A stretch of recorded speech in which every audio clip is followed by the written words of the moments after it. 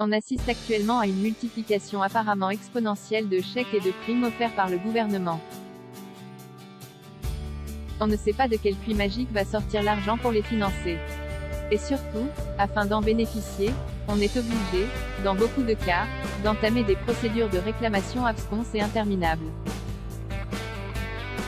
Maintenant il faut un ordinateur et une connaissance approfondie de la navigation sur les sites administratifs. Au téléphone il n'y a personne qui répond. C'est donc technique pour profiter des aides de l'État qui me sont attribuées juste parce que je le vaux bien. J'ai peur toutefois que les chèques soient sans provision et le bienfaiteur en chef très à découvert.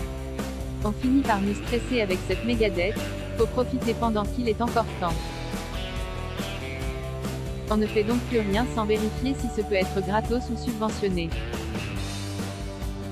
Par exemple, je ne demande même plus d'aide à l'agent masculine de la maison qui finissait par se revendiquer déconstruite pour ne pas changer l'ampoule. Maintenant ils me brandissent l'aide réparation, je n'ai qu'à chercher, disent-ils. Idem pour mon vélo, s'il déraille j'ai le chèque réparation vélo, je n'ai pas osé le proposer aux voisins qui m'aidaient. La prime rénov me fait rêver, qu'est-ce que je pourrais bien rénover? Sachant que j'ai la prime avance rénovation, ça me donne le temps de réfléchir et je suis en train de voir si je ne peux pas faire passer là-dessus un peu de déco. Les enfants rechignent, eux, sur le pass culture, heureusement ils ont trouvé des activités à détourner hors musée, sachant déjà qu'avec l'allocation de rentrée, ils ont économisé pour changer de portable, il paraît que c'est obligatoire à l'école, le portable, pour faire des recherches. Ils ont aussi adoré l'allocation de rentrée sportive, encore très mystérieuse pour moi. Il paraît que c'est pour acheter un skateboard parce qu'ils regardent trop la TV et leur ordi, faut qu'ils sortent. On attend la prime Noël 2022. Le plus petit demande si cela remplace la lettre au Père Noël au cas où les postes seraient en grève et ne pourraient pas effectuer le tri et les prises de commandes. Comment leur dire que le Père Noël n'existe pas sous forme de prime si le président de la République affirme que c'est lui?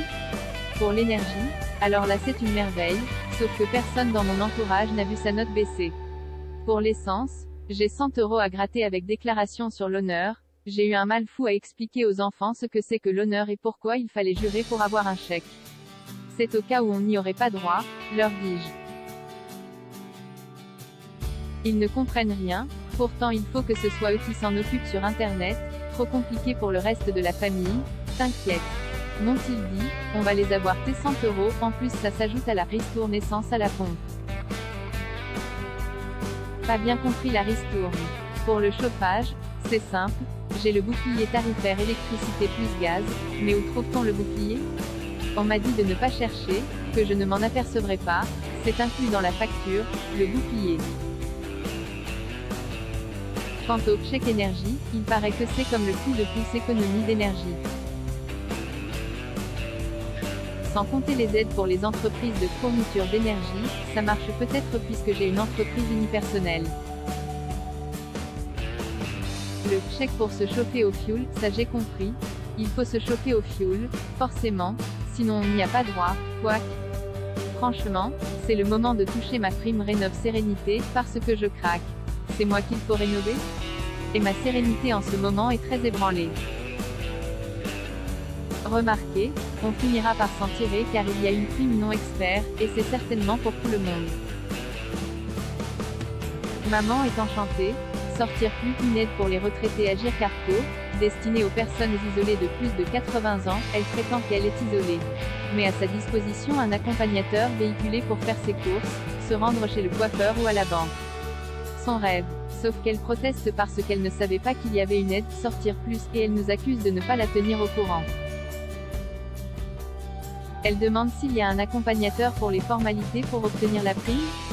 Chercher du boulot c'est tout bénef, jugez un peu, aide financière à la recherche du premier emploi, on aurait pu y associer les préservatifs gratuits.